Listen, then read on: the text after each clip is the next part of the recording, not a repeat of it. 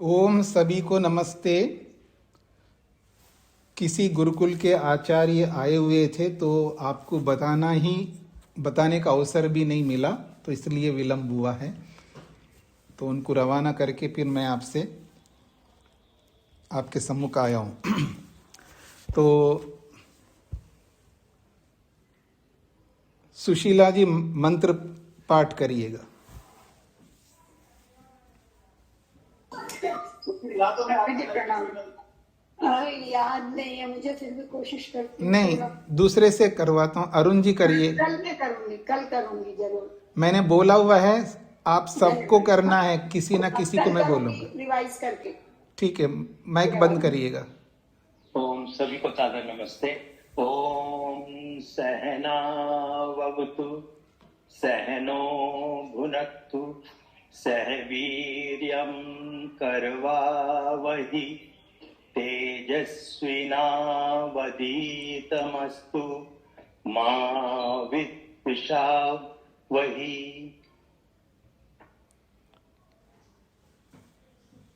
ओम शांति शांति शांति। वेदांत दर्शन की कक्षा संख्या 116 है। तीसरे अध्याय का प्रथम पाठ चल रहा है। इसके हमने 16 सूत्र पूरे किए हैं। पिछले प्रसंग में 12वें सूत्र से लेकर 16वें सूत्र तक हमने किया था। 12वां सूत्र है अनिष्टादिकारिणाम अपि च श्रुतम। हाँ जी, तेज नारायण जी। स्वामी, प्रकरण चल रहा है कि जो लोग इस लोक को छोड़कर परलोक गमन करते हैं उनकी स्थिति का प्रकरण चल रहा है। तो सूत्र है 12वां, अनिष्टादि कारणम अपि च श्रुतम। जो लोग इष्ट कर्म नहीं करते अर्थात अनिष्ट कर्म करते हैं, वे लोग भी चंद्र लोक तक यात्रा करते हैं, फिर वहां से वापस आते हैं। ऐसा ही कोशित की उपनिषद भी कहती है।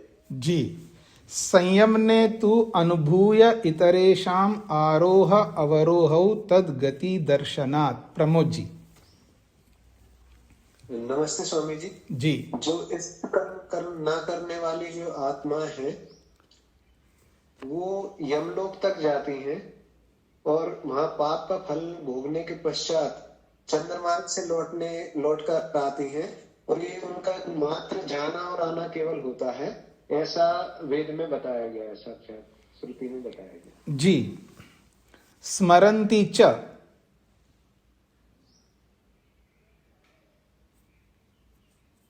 अभी किनका नाम आया था?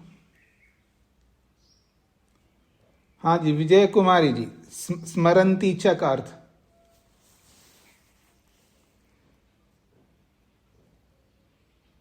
बता सकते हैं? माइक खोलना होगा।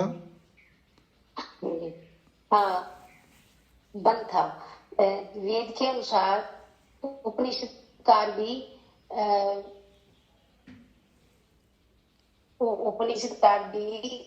इसका स्मरण करते हैं। हाँ, ऐसा ही स्मरण करते हैं। ठीक है। अपि च सप्त। ऐसा ही। ठीक है। अपि च सप्त। माइक बंद कर दीजिएगा। माइक बंद कर दीजिए, हो गया आपका। अपि च सप्त। रेशा जी बताइए। ओम नमस्ते जी। वेद के अनुसार उपनिषद भी ऐसा ही कहते हैं। नहीं, ये तो हो चुका है। 15वां सूत्र का अर्थ बताइए। यम के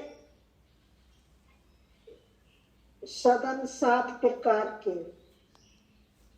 प्रकार के वाक्य पूरा करिए। 7 प्रकार के होते हैं। ठीक है यम के जी। 16 यमलोक 7 प्रकार के होते। ठीक है, बंद करिएगा। तत्रापि च तद व्यापाराद अविरोध। तत्रापि च तद व्यापाराद अविरोध। सुदेश जी नायक, अपना वीडियो खोलना होगा। हाँ जी, हाँ जी, बोलिए। नरक लोक हो या स्वर्ग लोक हो, उनमें एक ही परमात्मा का शासक होता है। जी, तो ये सब शरीर छोड़ करके जो जाते हैं उसको ध्यान में रख करके ये सारी बातें चल रही है। जिन्होंने बताया उसके बाद अपना माइक बंद करना भी होता है। तो प्रसंग आपके सामने स्पष्ट है जी। 17वां सूत्र है, विद्या कर्मणोः इति तु प्रकृतत्वात्। विद्या कर्मणोः इति तु प्रकृतत्वात्। चंद्रलोक प्राप्ति इष्टादिकारिणां न अनिष्टादिकारिणां इति अत्र प्रसंगे हेतु अयम अपरः। चंद्रलोक प्राप्ति इष्टादिकारिणां, चंद्रलोक की प्राप्ति इष्ट कर्म करने वालों की होती है, अर्थात पुण्य कर्म करने वाले लोगों को चंद्रलोक की प्राप्ति होती है। न अनिष्टादिकारिणाम, जो अनिष्ट कर्म करने वाले हैं, पाप कर्म करने वाले हैं, उनको चंद्रलोक की प्राप्ति नहीं होती है। इति अत्र प्रसंगे, इस प्रसंग में हेतु अयम अपरा, यह एक अलग प्रकार का हेतु इस सूत्र के माध्यम से दिया जाता है। यत् की देवयान पितृयान मार्गौ प्रयताम विद्येते। देवयान पितृयान मार्गौ, दो प्रकार के मार्ग हैं। जब हम शरीर छोड़ करके जाते हैं तो दो प्रकार के मार्गों में से किसी एक मार्ग से हम जाते हैं। किस मार्ग से जाते हैं हमारे कर्मों पर निर्भर करता है। तो देवयान पितृयान मार्गौ, देवयान और पितृयान दो मार्गों में प्रयताम विद्यते। प्रयताम मतलब शरीर छोड़ करके जाने वाले होते हैं। शरीर को छोड़ करके जाने वाले देवयान और पितृयान मार्गों में जाते हैं। कैसे जाते हैं जी, उसके पीछे क्या कारण है? विद्यया देवयानम कर्मणा च पितृयानम। विद्या वाले देवयान मार्ग में जाते हैं, कर्म वाले पितृयान मार्ग में जाते हैं। इसका तात्पर्य समझना है। उपनिषद में भी समझाया था, यहां आपको समझना है। विद्या देवयानम, देवयान मार्ग पर कौन जाते हैं? जिनके पास विद्या है। विद्या का मतलब केवल इंफॉर्मेशन नहीं है, जानकारी नहीं है। यहाँ पर केवल पढ़ा लिखा, जी मैं ग्रेजुएट हूँ, जी मैं इंजीनियर हूँ, मैं डॉक्टर हूँ, मैं दर्शनाचार्य हूँ, मैं वेदज्ञ हूँ, इस जानकारी वाले नहीं। विद्या का मतलब है तत्वज्ञान वाले, विवेकी लोग, वो देवयान मार्ग में जाते हैं। और कर्मनाचा, और कर्म से, कर्म का मतलब जो भी आप अच्छे कर्म करते ही हैं। यहां पर कर्मना जो है, यहां पर अविद्या वाले पितृयान मार्ग में जाते हैं। एवं इस प्रकार से उपासकानां विद्यावतां देवयानम इष्टापूर्त कर्मिणां पितृयानम भवति। तो कहते हैं एवं इस प्रकार से उपासकानां, उपासना करने वाले कौन? विद्यावतां, जो विवेकी वैराग्य वाले, देवयानम, उनका मार्ग देवयान का होता है। और इष्टापूर्त कर्मिणाम, जो इष्टापूर्त कर्म करने वाले हैं, वो पितृयान मार्ग में जाते हैं। एक प्रमाण दे रहे हैं, वेत्था यथा असौ लोको न संपूर्यते। गुरुजी शिष्य से कहता है, वेत्था तुम जानते हो, यथा जैसे कि असौ लोका, ये जो चंद्रलोक है वो न संपूर्यते, अथवा असौ लोक का मतलब वो लोग जहां पर ये लोग जाते हैं, वो लोग कभी भी भरता नहीं है। तुम जानते हो क्यों नहीं भरता है? जब कोई मर मर करके जाते हैं तो जिस लोक में वो जाते हैं वो लोक भरता क्यों नहीं है? चाहे वो स्वर्गलोक में जाए या नरक लोक में जाए, कोई भी लोक में जाए, वो लोग भरता क्यों नहीं? जब मर मर के जाते जा रहे हैं तो वो लोग भर जाना चाहिए ना। वो लोग क्यों नहीं भरता, ये प्रश्न किया है। वेद था, तुम जानते हो, यथा असौ लोका, वो जो लोक है, नरक लोक हो या स्वर्ग लोक हो, वो लोक न संपूर्यते, वो भरता नहीं है। इस बात को तुम जानते हो, क्यों नहीं भरता।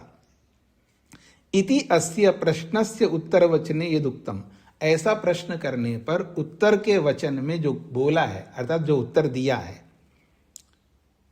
क्या दिया है उत्तर। अथ एतयो पथो न कतरेन चना तानि इमानि क्षुद्रानि असकृत आवर्तीनि भूतानि भवन्ति जायस्व म्रियस्व इति एतत् तृतीयं स्थानं तेन असौ लोको न संपूर्यते। ये उत्तर है पूरा, अच्छा प्रसंग है। अथ एतयो पथोः, एतयो अथ का मतलब अब उसका उत्तर दिया जा रहा है। एतयोः पथोः, ये जो दो मार्ग बताए, देवयान और पितृयान, ये दो मार्ग बताए हैं, इन दोनों मार्गों में न कतरेन चन, किसी भी मार्ग में वो जाते नहीं है। न तो देवयान मार्ग में जाते हैं, न पितृयान मार्ग में जाते, न कतरेन चन, किसी भी दोनों में से किसी एक मार्ग में नहीं जाते वो। तानि इमानि, वो कौन है, क्षुद्रानि, क्षुद्र प्राणी, कीड़े मकोड़े, मच्छर मक्खी सांप बिच्छू, इस तरह के जो क्षुद्र प्राणी हैं, ये प्राणी वो दोनों मार्गों में जाते नहीं है। असकृत आवर्तानि, असकृत आवर्तानि, आवर्तीनि, असकृत आवर्तीनि, वो बार बार आते हैं, बार बार जाते हैं, बार बार आते हैं, ऐसे वो प्राणी होते हैं। असकृत का मतलब है बार बार, सकृत का मतलब होता है एक बार, और असकृत का मतलब है बार बार। तो बार बार आवर्तीनि भूतानि भवन्ति, बार बार आने जाने वाले ये प्राणी, भूत का मतलब प्राणी, ये होते हैं। कैसे आते, कैसे, जायस्व, पैदा होते जाते हैं, म्रियस्व, मरते जाते हैं, फिर पैदा होते हैं, फिर मरते जाते हैं, फिर पैदा होते, फिर मरते जाते। इति एतत् तृतीयम स्थानम, ये तीसरा स्थान है। एक तो देवयान मार्ग है और एक पितृयान मार्ग है, और ये तीसरा मार्ग है।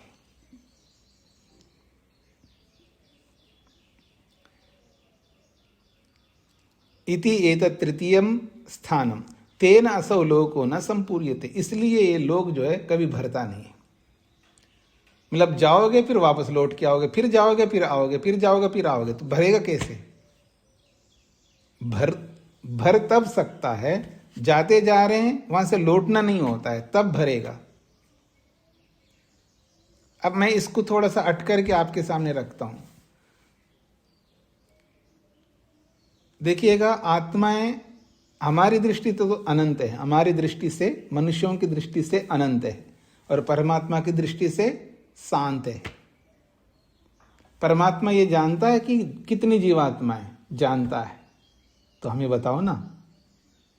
परमात्मा बताएंगे तो भी हमको नहीं समझ में आएगा, इसलिए हमारी दृष्टि से तो अनंत है, पर परमात्मा की दृष्टि से काउंटेड है, गिना हुआ है, बस इतने ही है। क्या है, क्या ईश्वर होता होगा, आप सोचिए कभी। मतलब परमात्मा गिन सकता है, लेकिन हम नहीं गिन सकते। हमारा सामर्थ्य देखिए कितना है। हमें ये नहीं पता है आत्मा होकर के आत्मा कितने, ये नहीं पता है। तो जब हम अनादिकाल से चला रहे हैं, और सृष्टि अनादिकाल से बनती आ रही है और बिगड़ती जा रही है, और अनादिकाल से हम शरीर धारण करते आ रहे हैं, मुक्ति में जा रहे हैं, कोई ना कोई तो जाता ही है ना। मतलब पूरी सृष्टि में कल्पना करिए कितने लोग जाते होंगे, जितने भी जाते होंगे। एक सृष्टि तो अभी तक हुई नहीं है। कितनी सृष्टियां हुई है जी, अनंत हुई हैं। तो अनंत सृष्टियों से आत्माएं जाते जा रहे हैं, जाते जा रहे हैं, तो मुक्ति भी भर जाएगी, वह भीड़ हो जाएगा। कभी सुना होगा स्वामी दयानंद की बात को, आपको याद आ रहा है, आपने कभी सुना है। अगर लौट के ना आए वहां से मुक्ति से, तो मुक्ति भी भर जाएगी, वहां पर भी भीड़ हो जाएगी। ऐसा नहीं होगा, वहां से लौट के आना पड़ेगा, क्योंकि 7 कर्मों का फल अनंत नहीं हो सकता। सीमित कर्मों का फल, क्योंकि हम तो कर्म सीमित ही करते हैं, तो सीमित कर्मों का फल मुक्ति जैसा इतना बड़ा फल मिला, लेकिन आप क्या चाहते हैं कि वो दोबारा ना लौटूं ऐसा फल मिले? वो तो न्यायकारी ऐसा फल कैसे दे सकता है? तो कह रहे हैं ये क्षुद्र प्राणी भी मरते जाते हैं, पैदा होते जाते हैं, मरते जाते हैं, आते हैं जाते हैं, आते हैं जाते हैं, तो आना जाना लगा रहता है, इसलिए वो भरता नहीं है। देखो ये एक ऐसा रेस्टोरेंट है, हमने भी देखा कई जगह पर लाइन में खड़े हैं लोग रेस्टोरेंट के लिए, वेट करो जी थोड़ा, आपकी जैसे ही वो टेबल खाली होगा तो आपको भेजेंगे, खड़े रहना खड़े रहना। वो आते जाते हैं, खाते जाते हैं, उठ के जाते रहते हैं, आते रहते हैं, लाइन खड़ी है वहां पर, वो भरता नहीं है। एक एक टेबल खाली होता जाता है, वो आता रहता है, बैठता जाता है, खाली होता रहता है, बैठता रहता है, ऐसा होता है। ये जीवन भी ऐसा है हमारा। एवं इसी प्रकार से अत्र देवयान पितृयान मार्गो विद्या कर्म निष्पन्नो प्रतिपाद्येते। एवं इस प्रकार से अत्र इस प्रसंग में देवयान पितृयान मार्गो, देवयान और पितृयान ये दोनों विद्या कर्म निष्पन्नो, ये दोनों से उत्पन्न होते हैं। एक तो तत्वज्ञान से देवयान मार्ग उत्पन्न होता है, और बाकी जो कर्म हम करते हैं उन कर्मों के कारण से पितृयान मार्ग बनता है। आप कौन से मार्ग पे जाना है? बोलने को तो आप यही कहेंगे देवयान मार्ग, और कर्म करो आप दूसरे नहीं चलेगा ना, कर्म भी वैसे ही करना पड़ेगा ना हमको। आश्चर्य की बात यह होती है कि लोग पूछते हैं जी इसके बारे में बताओ, और जिसके बारे में बताओ उस पर ध्यान नहीं देना है हमको। जिसके बारे में अब आज ही किसी ने बोला जी ये आपने ये उपाय बताया और ये पढ़ने के लिए वो पढ़ने के लिए बताया, कोई ऐसा सरल मार्ग बताइए मेरे को। वो मतलब जो बात बताया वो तो उसको तो उस पर आपने तो पानी फेर दिया। अब अलग से कोई सरल मार्ग बताऊंगा मैं आपको, तो अभी तक जो बताया वो सरल मार्ग नहीं है, वो भी सरल मार्ग है, ठीक है ना। आप में से किसी को लग सकता है, सुशीला जी हंस रही हैं, मेरे लिए बोल रहे हैं, लेकिन उनके लिए नहीं बोल रहा हूँ, इस सबके लिए बोल रहा हूँ। आज ही किसी का आया था मेरे पास मैसेज, उनको मैंने उत्तर यही भेजा था। ऐसे पूछते रहते हैं, जितने उपाय बताए उसको नहीं करना है उनको, कोई और ऐसा उपाय बताइए जो बहुत सरल हो।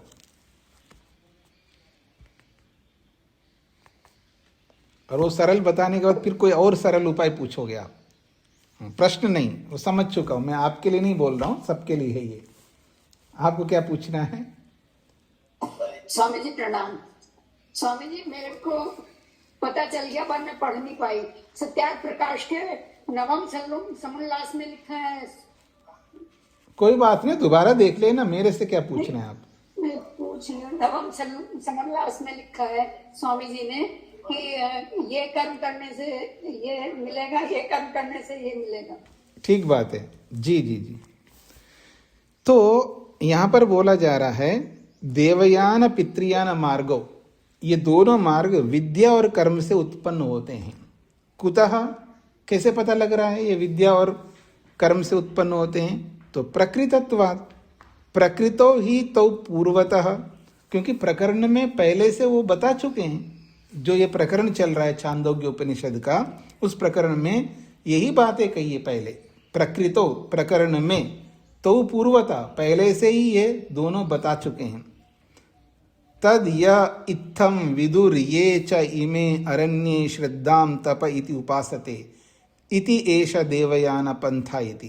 पहले क्या बता चुके हैं उसको दोहरा रहे हैं वापस यहाँ पर। तद ये इत्थम विदुः, तद इस बात को, ये जो लोग, इत्थम विदु जैसा जैसा मैंने बोला है उसको वैसा जाने। क्या है? ये जो लोग, ये च इमे अरण्य, वे इन जंगलों में रहते हुए, जंगल तो आजकल नहीं, आश्रमों में रहते हुए, श्रद्धाम तप इति उपासते, श्रद्धा पूर्वक तप त्याग तपस्या आदि करते हुए जब परमात्मा की ओर लग जाते हैं, इति एषा देवयान पंथा, ये देवयान मार्ग है, ये लोग करते हैं। अर्थात घर छोड़ना पड़ेगा, सीधी बात है, सरल बात है, घर छोड़ना पड़ेगा। अगर देवयान मार्ग में गति करना चाहते हो तो सबसे सरल उपाय है कि त्याग करो, जिसको पकड़ के रखा उसको त्याग करो। अच्छा, ये इमे ग्रामे इष्टापूर्ते दत्तम इति उपासते, अथा उसके बाद दूसरा मार्ग क्या है, ये जो लोग इमे ग्रामे, इन गांवों में नगरों में, इष्टापूर्ते दत्तम इति उपासते, इष्टापूर्ति वाले कर्म करते हैं, यज्ञ यागादियों में लगे रहते हैं, दान बावड़ी ये करूं अपने पिता के नाम से, उसके नाम से, जो भी हम कर सकते हैं। मैं ये नहीं कहना चाह रहा हूं अपने पिता के नाम से या स्वयं के नाम से नहीं करवाना, बिल्कुल करवाइएगा, करवाना चाहिए, लेकिन उस करवाने को ही सब कुछ मान ले, ये ठीक नहीं। तो जो लोग गांव में नगर में इष्टापूर्ति वाले कर्म करते, उपासना करते हुए आगे बढ़ते हैं, वो पितृयान मार्ग को प्राप्त होते हैं। ये पहले बता चुके हैं। यद अनिष्टाधिकारिणाम तो, और जो अनिष्ट कर्म करने वाले होते हैं उनके लिए तो एक ही होता है, जायस्व म्रियस्व इति मात्रम। बस वो पैदा होते हैं, मरते हैं, फिर पैदा होते हैं, फिर मरते हैं, फिर पैदा होते हैं, फिर मरते हैं, बस इनका निरंतर ये चक्र चलता रहता है। इति मात्रम, बस इतना ही होता है उनका, मरना जीना, मरना जीना। तृतीयम लोकम, वो तीसरा लोक कहलाता है वो। न तेषाम चंद्रमसि गमनम विधीयते, उनके लिए चंद्रमा में जाने का विधान नहीं है शास्त्र में। तेषाम तत्र कर्मफल भोग अभावात्, क्योंकि वे वहां जाकर के कर्मफल का भोग है ही नहीं, उनका ऐसा कर्म ही नहीं है, तो वहां कर्मफल का भोग ही नहीं है। जब कर्मफल का भोग ही वहां नहीं है तो चंद्रमा पर क्यों जाएंगे, चंद्रलोक क्यों जाएंगे? चंद्रलोक का मतलब है स्वर्गलोक को क्यों जाएंगे? वो चंद्रलोक को नहीं जाएंगे, ये इसका तात्पर्य है। पीछे फिर बताया चंद्रलोक को जाते हैं, तो पीछे उत्तर दिया चंद्रलोक नहीं जाते, बस चंद्रलोक तक जाके लौट के आते हैं, बस केवल दूर से देख के आते हैं वापस।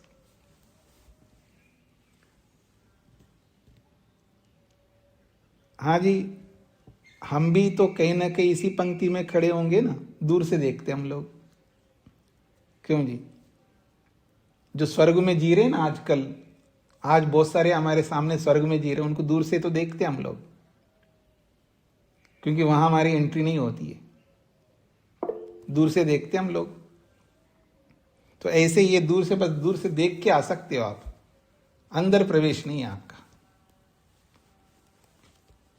हाँ जी, पहले सूत्रार्थ लिख लीजिएगा, फिर करते हैं। चंद्रलोक और सूर्यलोक गमन तो, चंद्रलोक और सूर्यलोक गमन तो, चंद्रलोक और सूर्यलोक गमन तो विद्या वालों और कर्म वालों का है। चंद्रलोक और सूर्यलोक गमन तो विद्या वालों और कर्म वालों का है, या कर्म वालों का होता है, ऐसा श्रुति में आयव्य प्रकरण से पता लगता है। ऐसा श्रुति में आए हुए प्रकरण से पता लगता है। ऐसा श्रुति में आए हुए प्रकरण से पता लगता है। चंद्रलोक और सूर्यलोक गमन तो विद्या वालों और कर्म वालों का होता है, ऐसा श्रुति में आए हुए प्रकरण से पता लगता है। हाँ जी, प्रमोद जी। नमस्ते स्वामी जी। जी स्वामी जी, ऐसा भी मान सकते हैं कि जैसे जो अन्य योनियां हैं, कुत्ते सुअर आदि, वो यहाँ रहते हुए ये स्वर्ग में रहने वाले लोगों को देखते हैं, बस देख सकते हैं, इस प्रकार से भी मान सकते हैं क्या स्वामी जी?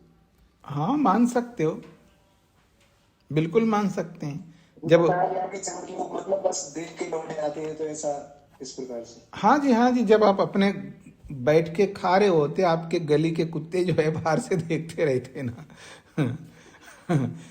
पेड़ के ऊपर कौवा बैठा आपको देखता ही है ना, बंदर देखता है, जो भी प्राणी है वो देखते ही तो हैं हमको।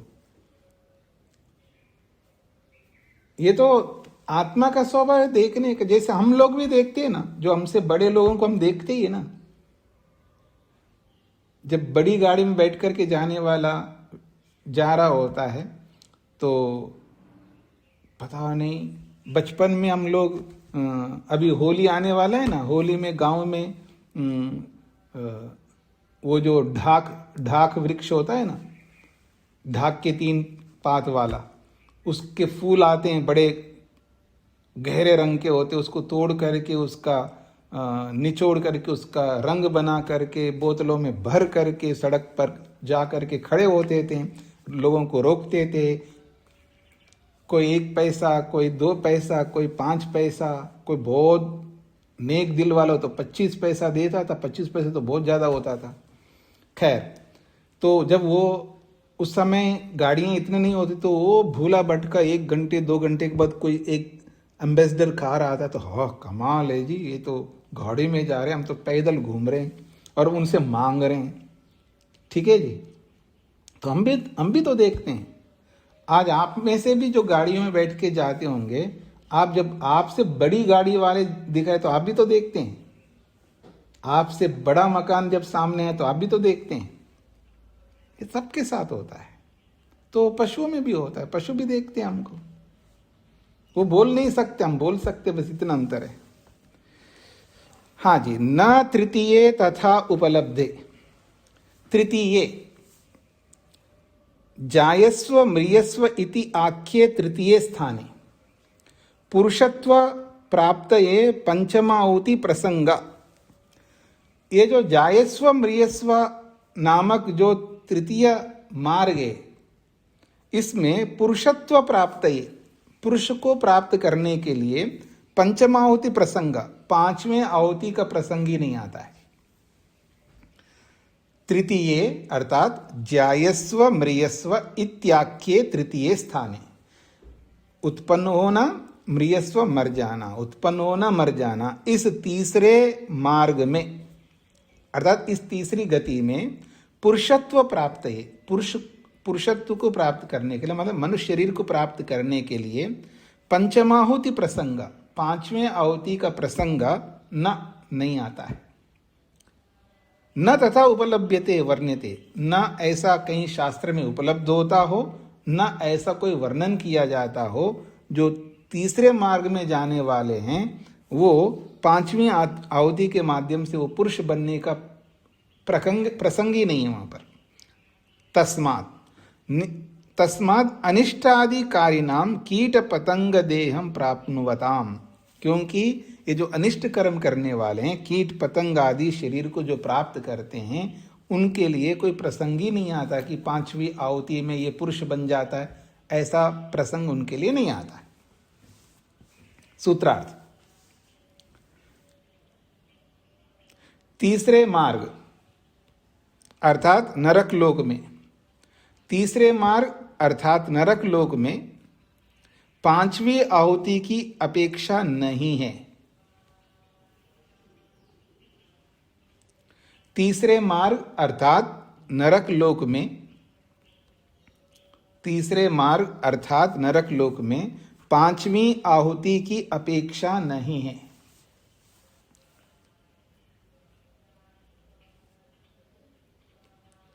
तीसरे मार्ग अर्थात नरक लोक में 5वीं आहुति की अपेक्षा नहीं है, क्योंकि श्रुति में ऐसा वर्णन नहीं है।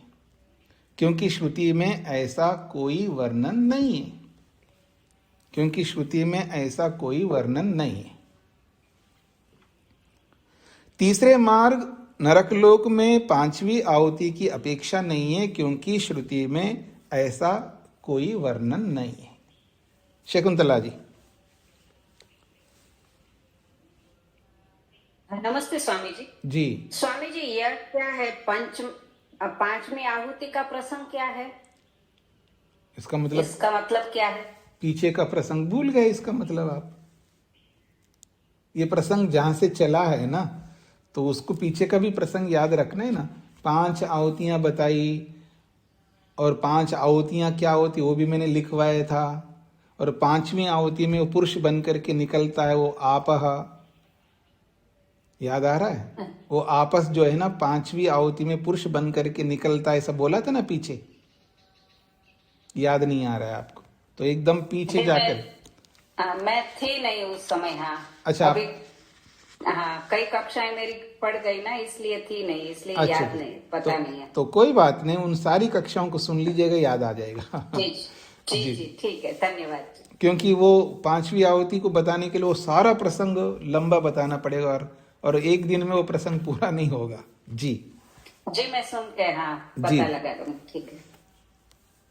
हाँ जी, आगे बढ़ता हूं जी मैं। स्मर्यते अपि च लोके, स्मर्यते अपि च लोके।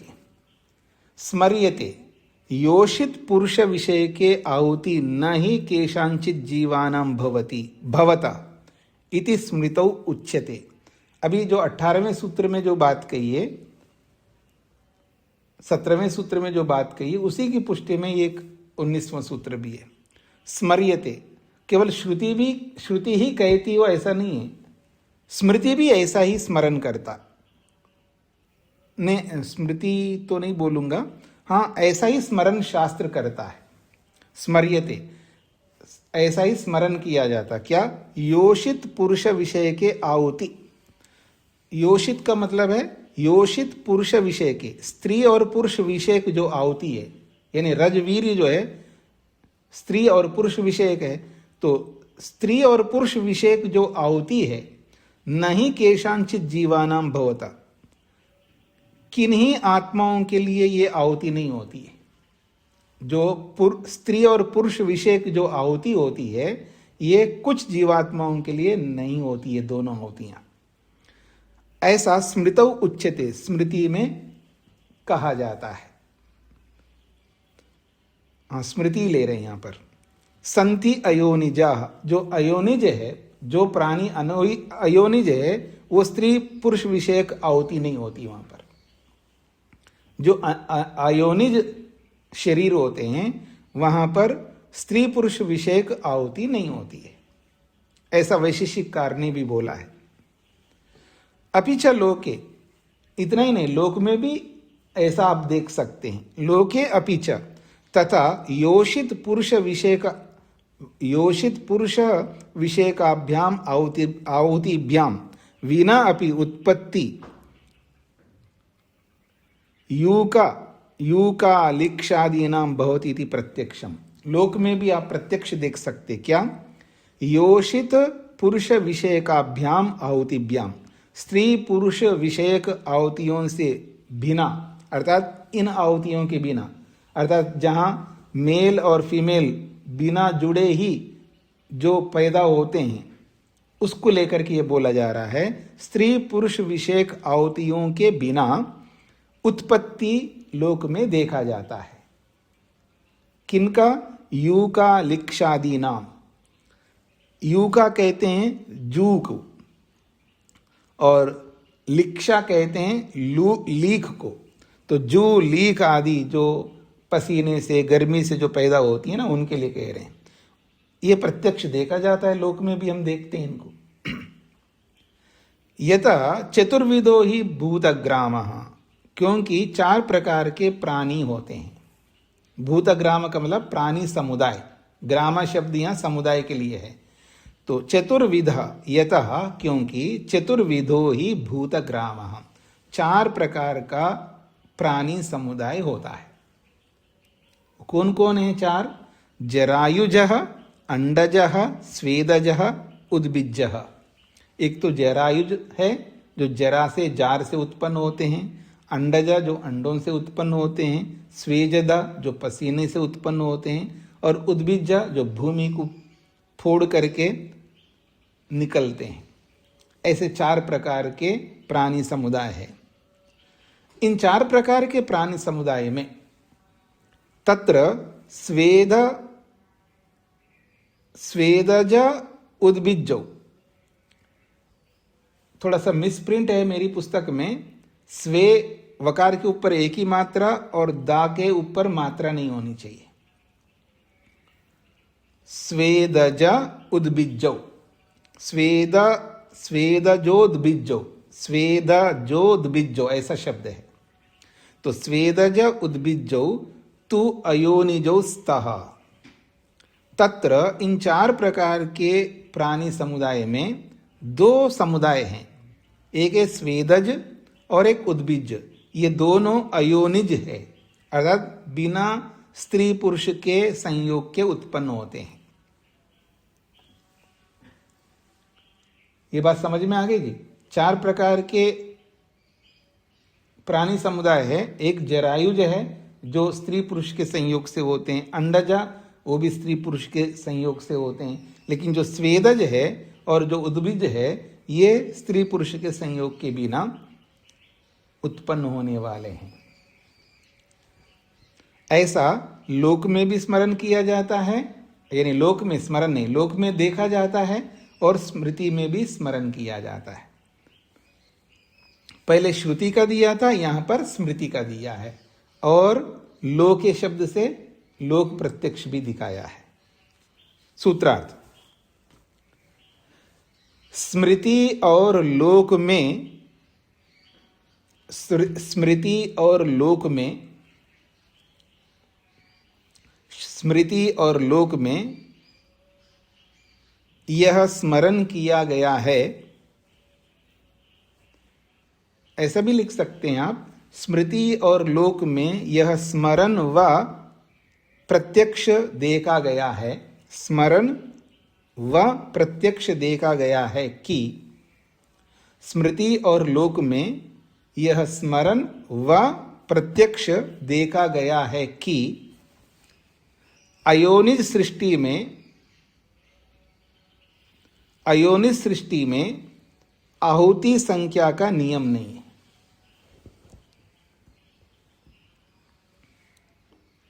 स्मृति और लोक में यह स्मरण व प्रत्यक्ष देखा गया है कि अयोनिज सृष्टि में आहुति संख्या का नियम नहीं है। आहुति संख्या का नियम जो है योनिज और अंडज के लिए है, अयोनिज के लिए नहीं है।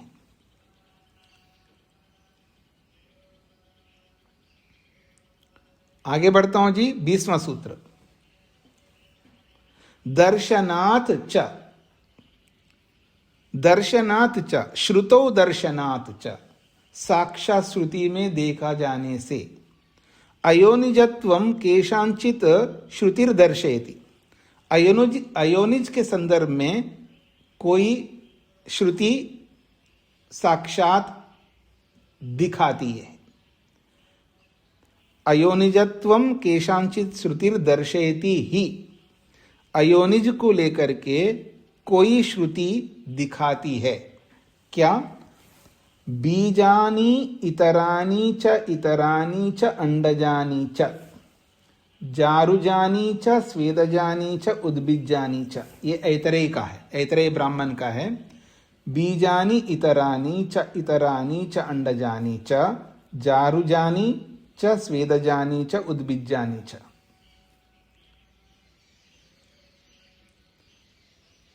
बीजानी इतरानी, बीज से, कुछ बीज से होते हैं।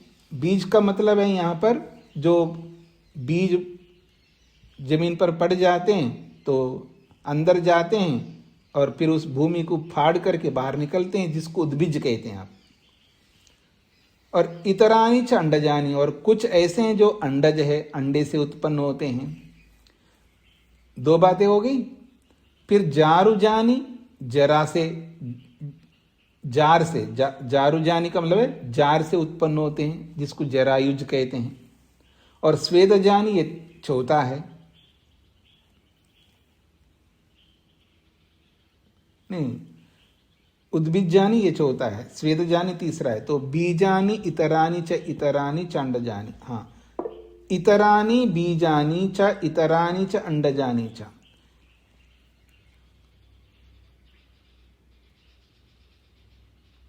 तो ये बीजानी इतरानी च अंडजानी ये बोलने का साहित्य है। तो अंडजानी का विशेषण हो गया बीजानी, बीजानी इतरानी च अंडजानी च। ये एक ही बात ले सकते हैं, बीज रूपी अंडा से, अंडों से उत्पन्न होने वाले एक, जारुजानी जरायु से उत्पन्न होने वाले 2, स्वेदजानी पसीने से उत्पन्न होने वाले 3, उद्भिज्जानी भूमि को फाड़ करके निकलने वाले जो है ये 4। अत्र ये 4 प्रकार के हैं, ऐसा श्रुति साक्षात दिखाती है। ये सूत्रार्थ पूरा हो गया, यहीं तक ही सूत्रार्थ सरल है। अब आदि शंकराचार्य ने इस संबंध में दर्शनाच्छ इस सूत्र के संबंध में क्या लिखा है उसको लेकर के भाष्यकार बता रहे। अत्र शांकर भाष्य स्वेदज उद्भिज्जयो अंतरेण ग्राम्य धर्मम उत्पत्ति दर्शनात्। आदि शंकराचार्य ने क्या लिखा है? स्वेदज उद्भिज्जयो अंतरेण, स्वेदज और उद्भिज ये 2 प्रकार की योनियों के बिना ग्राम्य धर्मम स्त्री पुरुष संपर्क से, ग्राम्य धर्मम का मतलब है स्त्री पुरुष के संयोग से या स्त्री पुरुष के संपर्क से उत्पत्ति दर्शनात् उत्पन्न होता हुआ देखा जाने से। अर्थात स्वेदज और उद्भिज के बिना जो अंडज और जरायुज है वो कैसे होते हैं? स्त्री पुरुष संपर्क के कारण से उत्पन्न होता हुआ देखा जाने से, ऐसा उन्होंने अर्थ किया है। इस सूत्र का अर्थ इस तरह उन्होंने किया है। तो कहते हैं उक्तम तद एतद वर्णनम लोक वर्णनम तत्तु पूर्व सूत्रे ही तथा व्याख्यानेन भवितव्यम नात्र। तो जो आदि शंकराचार्य ने जो अर्थ किया है स्वेदज उद्भिज इन 2 योनियों के बिना जो उत्पन्न होने वाले वो कौन हैं? वो ग्राम्य धर्मम, ग्राम्य धर्म से, ग्राम्य धर्म मतलब स्त्री पुरुष के संयोग से उत्पन्न होने वाले होते हैं, अर्थात जरायुज और अंडज। जरायुज अंडज जो है वो कैसे होते हैं? ग्राम्य धर्म से उत्पन्न होते हैं। ग्राम्य धर्म का मतलब है स्त्री पुरुष के संपर्क से उत्पन्न होने वाले होते हैं। तो ऐसा इस सूत्र का अर्थ उन्होंने किया है। इस पर भाष्यकार कहते हैं उक्तम तद एतद वर्णनम, ये वर्णन तो पहले कह चुके हैं। कहां पर? 19वें सूत्र में। लोक वर्णनम तत्तु पूर्व सूत्रे, और लोक वर्णनम भी बोला है वहां पर लोके कह करके पूर्व सूत्र में। तथा व्याख्यानेन भवितव्यम नात्र, वहां ये व्याख्या होनी चाहिए था 19वें सूत्र में। इस 20वें सूत्र में ऐसी व्याख्या नहीं होनी चाहिए। न अत्र, यहां नहीं होना चाहिए। पूर्वत्र ही लोक शब्द पठ्यते, और 19वें सूत्र में लोक शब्द तो साक्षात सूत्रकार ने पढ़ा है। लोके स्मर्यते ऐसा बोला है वहां पर। इति प्रतिपाद्य, ऐसा प्रतिपादन करके स्मृते उदाहरणम दत्तम शांकर भाष्य। लोके स्मर्यते जो 19वां सूत्र है वहां पर स्मृते उदाहरणम दत्तम शांकर भाष्य, स्मृति का उदाहरण दिया है वहां पर, वो ठीक दिया है। अच्छा, यहां पर दर्शनाच्छ सूत्र में लोके स्मर्यते ऐसा कह करके दर्शनाच्छ शब्द का अर्थ लोक में स्मरण किया जाता है, ऐसा प्रतिपादन किया है शंकर भाष्य में। तन्ना युक्तम, ये उचित नहीं है। क्यों उचित नहीं है? तथा च अत्र सूत्रे दर्शनात् लोके दर्शनात् इति व्याख्यानमपि न यथार्थम। ओहो, दोनों बात अलग अलग कहना चाहते हैं यहां पर। तो वापस आ जाइए, आराम से देखिएगा। स्वेदज उद्भिज्जयो अंतरेण ग्राम्य धर्मम उत्पत्ति दर्शनात्। स्वेदज योनि और उद्भिज योनि, इन 2 योनियों के बिना जो उत्पन्न होते हैं वो कैसे उत्पन्न होते हैं? ग्राम्य धर्म से उत्पन्न होते हैं, अर्थात स्त्री पुरुष के संयोग से उत्पन्न होते हैं। ऐसा दर्शनात्, देखा जाने से, ऐसा अर्थ उन्होंने किया है। अब इस अर्थ पर भाष्यकार ब्रह्ममुनि जी कहते हैं उक्तम तदेतद वर्णनम, इस वर्णन को तो पहले कह दिया 19वें सूत्र में, क्योंकि लोक वर्णनम तत्तु पूर्व सूत्रे ही, क्योंकि ये जो लोक का वर्णन है ये तो पूर्व सूत्र 19 में ही कह दिया है, फिर वापस यहां कहने की आवश्यकता नहीं है। तथा व्याख्यानेन भवितव्यम, पूर्व सूत्र के अनुसार व्याख्या, ये व्याख्या पूर्व सूत्र के अनुसार होना चाहिए। न अत्र, यहां इस सूत्र में नहीं होना चाहिए। यहां तक समझ में आ रहा है जी आपको? ये जो व्याख्या उन्होंने की है इस सूत्र में, ये व्याख्या 19वें सूत्र में होनी चाहिए, इस सूत्र में नहीं होनी चाहिए, ऐसा भाष्यकार कहना चाहते हैं। यहां तक सबको समझ में आ गए जी? अब आगे कहते हैं पूर्वत्र ही लोक शब्द पठ्यते, क्योंकि पूर्वत्र का मतलब 19वें सूत्र में लोक शब्द तो साक्षात पड़ा है। तत्र तो लोके स्मर्यते इति प्रतिपाद्य, वहां लोके स्मर्यते ऐसा वर्णन किया है। स्मृते उदाहरणम दत्तम, शांकर भाष्य, लोके स्मर्यते ऐसा बोल करके स्मृति का उदाहरण दिया है वहां पर उन्होंने। जब लोके स्मर्यते का मतलब है लोक में देखा जाता है, लोक में प्रत्यक्ष देखा जाता है, ये इसका तात्पर्य। लोके स्मर्यते बोल करके स्मृति का उदाहरण नहीं दे सकते, तन्ना युक्तम, इसलिए वो उचित नहीं है। तथा अच्छ तथा च अत्र, फिर वहां भी गलत किया और अत्र यहां पर भी। यहां पर क्या किया है? अत्र सूत्रे दर्शनात्, दर्शनात् शब्द आया है और इसका अर्थ क्या किया उन्होंने? लोके दर्शनात् इति व्याख्यानम अपि न यथार्थम। दर्शनात् का अर्थ उन्होंने लोके दर्शनात्, लोक में देखा जाने से ऐसा व्याख्यान करना भी न यथार्थम, ये भी उचित नहीं है। क्यों उचित नहीं है? यतः, क्योंकि सर्वत्र अस्मिन् शास्त्रे, इस पूरे शास्त्र में जगह जगह दर्शनात् शब्द आया, दर्शन शब्द आया। दर्शनात् ऐसा पढ़ा है, कहीं दर्शयति ऐसा पढ़ा है, दृष्टे ऐसा पढ़ा है। तो दर्शनात् कहो, दर्शयति कहो, दृष्टे कहो, इन सारे शब्दों से, ये भी वचने, इन सभी शब्दों से श्रुतिर्लक्ष्यते शांकर भाष्ये अपि। इन दर्शनात्, दर्शयति, दृष्टे, इन सभी शब्दों का श्रुति ही लक्षित होता है और शांकर भाष्य में भी श्रुति ही लक्षित करके अर्थ किया है वहां पर जहां जहां ये बात है। तो अन्यत्र दर्शनात् शब्देन श्रुतो दर्शनात् इति गृहीतम, और जगहों पर दर्शनात् शब्द से श्रुति में देखा जाने से अर्थ किया है वहां पर, फिर यहां लोके दर्शनात् कैसे बोल सकते? श्रुति में साक्षात देखा जाने से ऐसा अर्थ करना चाहिए यहां पर, यहां गलत अर्थ किया और दूसरी जगह पर श्रुति में देखा जाने से ऐसा अर्थ किया है, यह उचित नहीं है। तो दर्शनात् का अर्थ श्रुति में साक्षात देखा जाने से ऐसा अर्थ करना चाहिए, ऐसा अर्थ ना करके लोक में देखा जाने से ऐसा अर्थ करना गलत है, ये इसका मुख्य तात्पर्य है। इस पूरे शांकर भाष्य का मुख्य तात्पर्य सूत्र के ऊपर है। दर्शनात् जो शब्द आया है, दर्शनात् का सीधा अर्थ होता है देखा जाने से। कहां देखा जाने से? तो शंकराचार्य ने कहा लोक में देखा जाने से। तो लोक में देखा जाने से ऐसा अर्थ नहीं कर सकते, क्योंकि ऐसा अर्थ तो 19वें सूत्र में बोल दिए है, यहां पर वो ही अर्थ नहीं कर सकते। फिर क्या अर्थ करना चाहिए? श्रुति में साक्षात देखा जाने से ऐसा अर्थ करना चाहिए।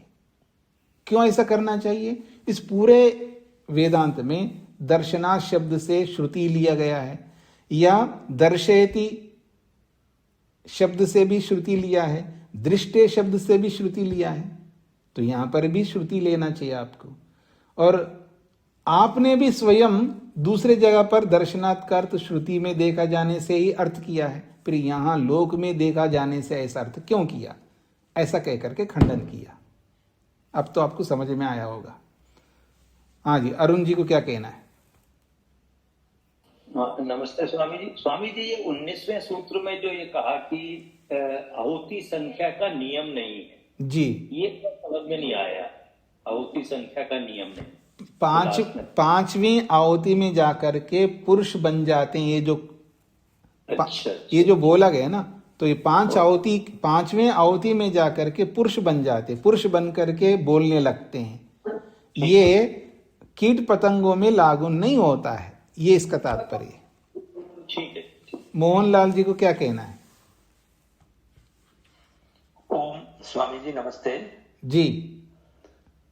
स्वामी जी, ये 4 प्रकार की योनियां बताई हैं, जरायुध और ये अंडन और स्वेदन और उद्भिद, और एक दो ये जो मैं जानना चाहता हूँ, कुछ ऐसे हैं जैसे कि ये कोरोना वायरस था, ये किस में आएगा, अथवा कुछ ऐसे सूक्ष्म जीवाणु हैं कि जिनका जीवन हमारे लिए ही बना है और वो नष्ट हो जाते हैं। हमारी लार में असंख्य बैक्टीरिया होते हैं जो हमारे भोजन का पाचन करते हैं। ऐसे ऐसे सूक्ष्म बैक्टीरिया वो किस कैटेगरी में आएंगे? वो जो है वो एक जैसे अमीबा है, वो एक दूसरे को पैदा करता है, दूसरा तीसरे को पैदा करता है, वो ऐसे एक दूसरे को पैदा करते जाते हैं। ये तो ये जो वायरस होते हैं ये एक अनेक को पैदा करते जाते हैं। तो ये एक प्रकार, वो इसके अंतर्गत नहीं, वो अलग प्रकार की स्थिति है। वो हमें जो दिखाई नहीं दे रहा है ना, वो अलग प्रकार की स्थिति है। तो वो इसमें ग्रहण मत करना उनको। वो एक ऐसे वायरस हैं, ऐसे सूक्ष्म प्राणी हैं, वो एक प्राणी हैं। अब वो एक प्राणी पता नहीं कितने को उत्पन्न करता है। जैसे कि अमीबा है, मान लीजिए अमीबा सूक्ष्म प्राणी है और वो 24 घंटे में एक अमीबा 280 खरब अमीबाओं को पैदा कर सकता है। कितना जी? 280 खरब। आप कल्पना नहीं कर सकते इतने, और कितने अमीबा होंगे दुनिया में। तो आत्माएं असंख्य है हमारी दृष्टि से जी। एक बार 280 खरब कितने? 1 मिनट में? 24 घंटे में, एक दिन में 24 घंटे में। हाँ जी, तो इतना ही रखते हैं जी आज। दर्शना सूत्र का अर्थ है श्रुति में भी अयोनिज का वर्णन देखा जाता है। ये सूत्रार्थ है। श्रुति में भी अयोनिज का वर्णन देखा जाता है। श्रुति में भी अयोनिज का वर्णन देखा जाता है। बस इतना ही सूत्र का अर्थ है। ओम शांति शांति शांति।